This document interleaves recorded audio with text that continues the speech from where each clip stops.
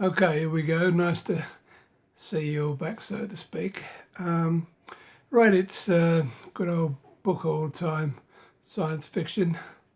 This is the midway through March edition, and not a massive book all this time, but a couple of interesting bits and pieces there. So we will we'll get straight on, shall we? Right, I'll start with the good stuff first. Now, as a few of you probably know who watch these videos, door books are my passion, have been for a while now. Now, there's 580 of these so-called yellow spines. Lovely they are. And I think by now I'm about 331 at last count, so still got 249 to go. Now that might not seem a bit ambitious given the number that I've managed to pick up, but a lot of those were in job lots. Early on, where I didn't get too many doubles, well, the price of these seems to be going up and up. And if you find a job lot that's reasonable price, it's not really an option because you're going to end up with a load you've already got.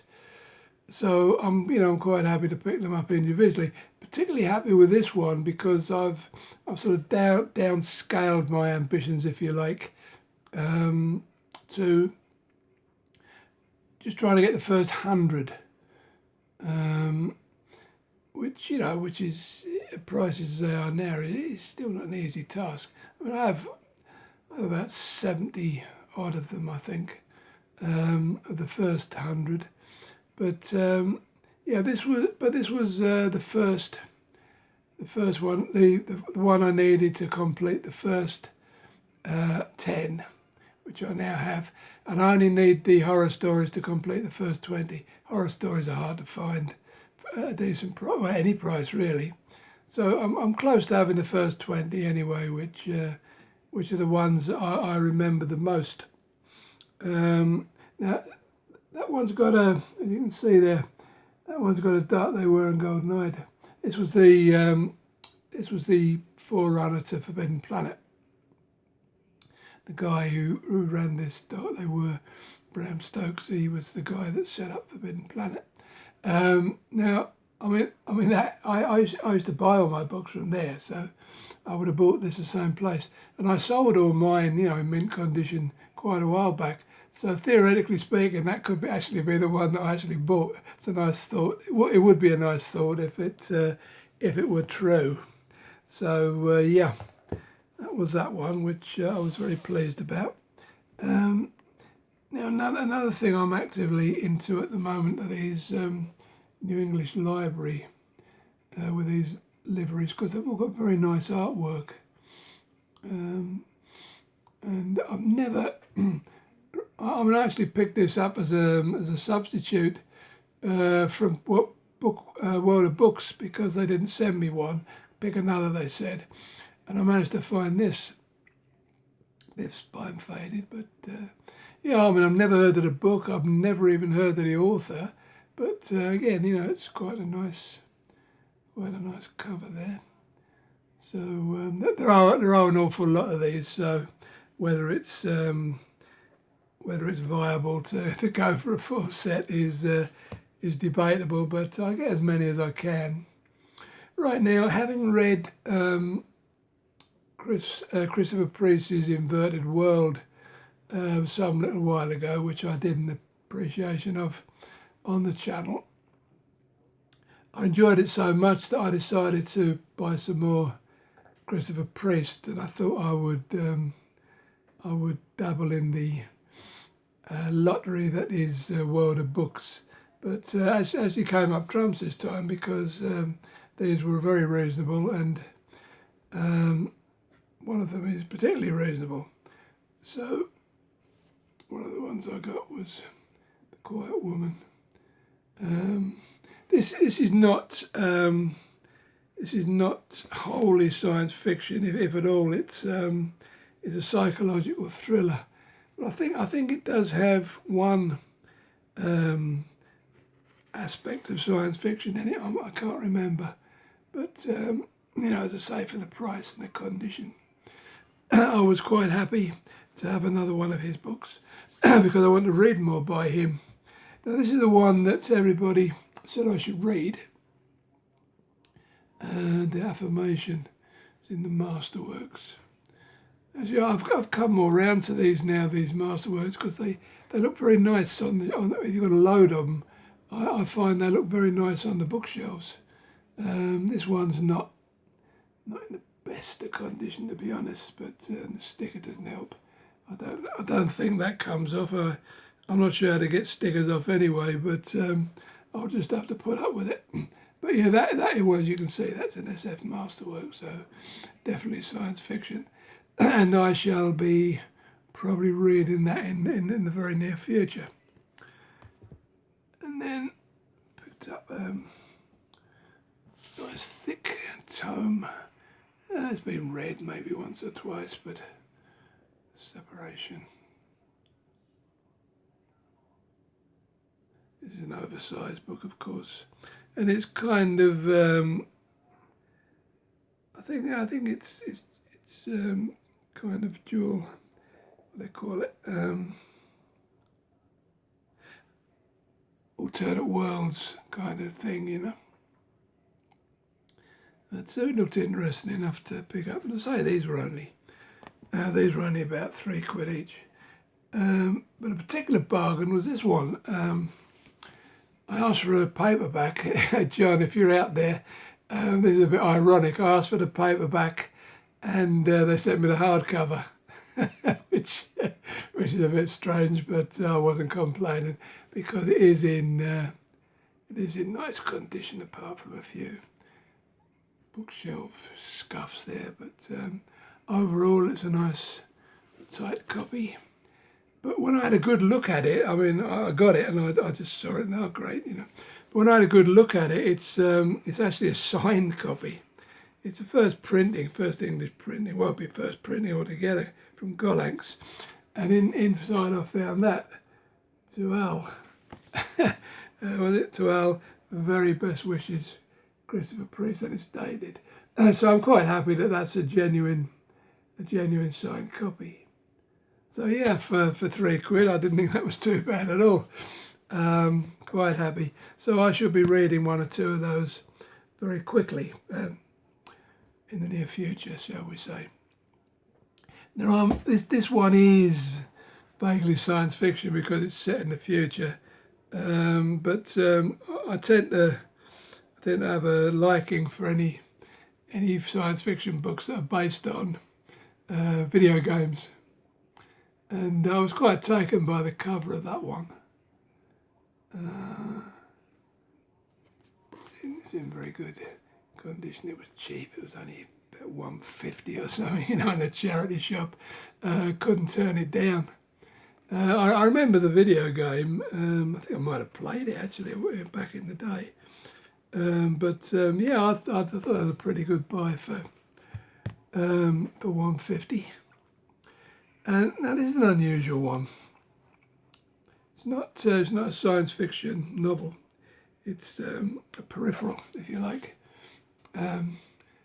Director of, I'll read back the front. Director of Dealers in Science Fiction and Fantasy. It's an old book. I mean, it's obviously well out of date now, but it's an American publication from Haddonfield House, who I've never heard of. It's obviously a small publishers, and it has a lot of the dealers I used to remember from back in the 60s and 70s, which is why I bought it. It's actually from 1975. It has a nice cover by Tim Kirk there, by the way, and it's all complete and not in bad condition. So yeah, it's got a nice dust jacket on it as well, and then inside you've just got a list of all the US and English comic dealers. A lot of the English ones I remember because I lived down in London, and there was a lot down there, and I used to go to them. So, yeah, that was just a pure nostalgia thing on my part. Couple of quid, you know, can't go wrong really. And then I haven't bought. Excuse me for going out of shot. No, here we go.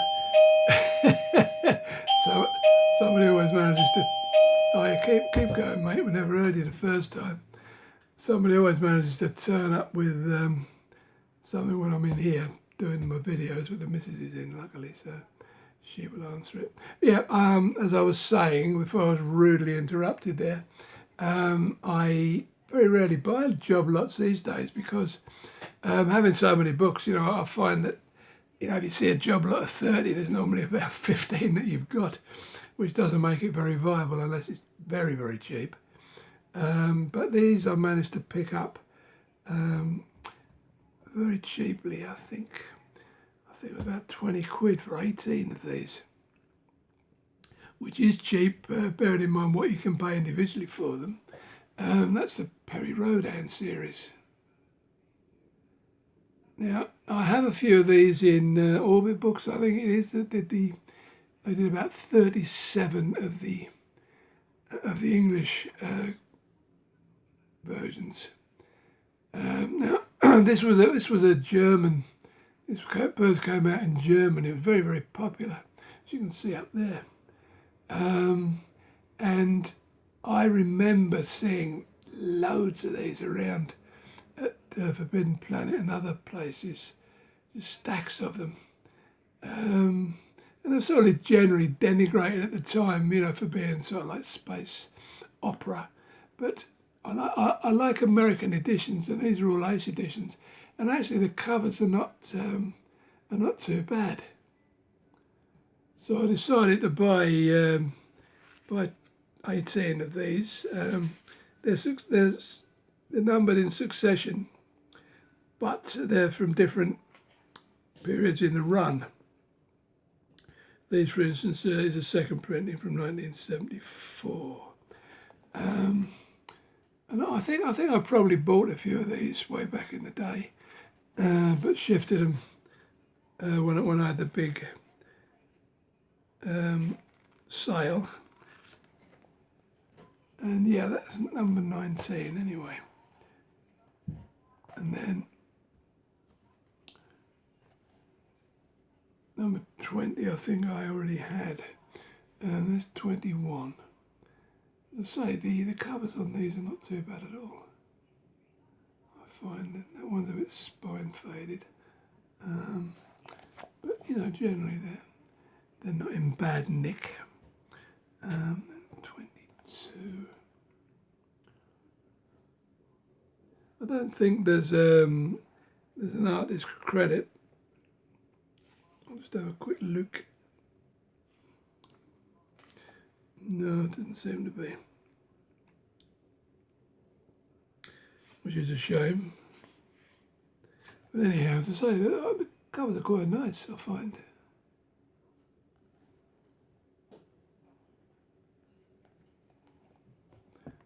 And number 23.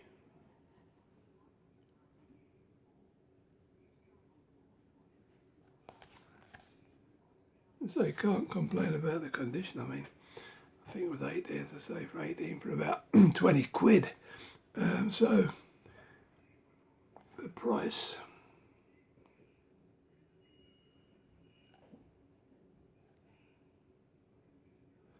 I'm not complaining at all. And of course, you know, as I said before, the fact that they're numbered means that you have to collect them. Well, at least I do anyway.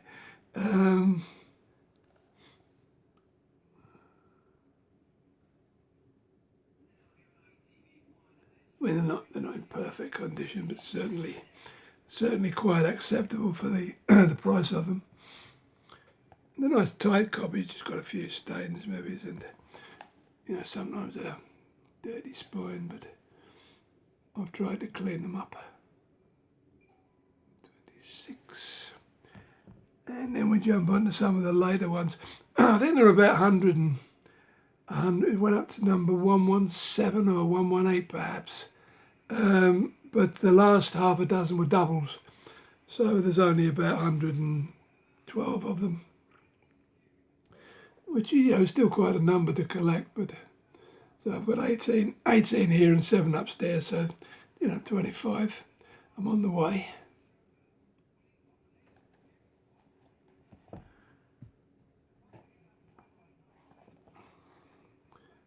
Six.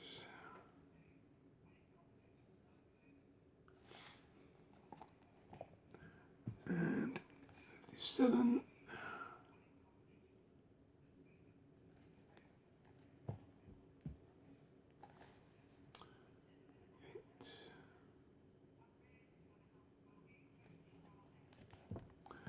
And 59. I mean, some of these are in, very fine. The later ones, at least. They're not even been read. And 60. And they're all uniform as well. That's what I like about them. I'll be ditching my Orbit editions and trying to get a full set of the the American Ace editions. One, let's say all in very good order. 62. Oops, nearly one on the floor. And 63. I really like these covers. They're a little bit, might seem a bit cheesy to some people, but I think they're actually very nice, which kind of attracted me to them. And I'm in the right order. 64. Sort of Flash Gordon type of figure there. Again, almost fine, or almost mint, I should say. That one has been read. It's got a little bit of a spine roll there. It's obviously been read, but still a tight copy. Yeah, so that was that little lot. So yeah, I mean, all in all, although not a great quantity there, there's some interesting stuff. That was it for early March. Next time should have a very decent book haul, because I'm off to the London Book Fair next weekend on Sunday the 24th, and I know that from watching last year's videos, I know there's going to be some amazing stuff there, vintage wise. I'm all about vintage really. The next one should be quite interesting. So, I mean, if you can get along to it, I would definitely go, because it looks to be a massive place for hauls and what have you. So, and there's also an ephemera fair next door where they do books as well. So, make the effort. I am. So I will see you very shortly now. Bye-bye.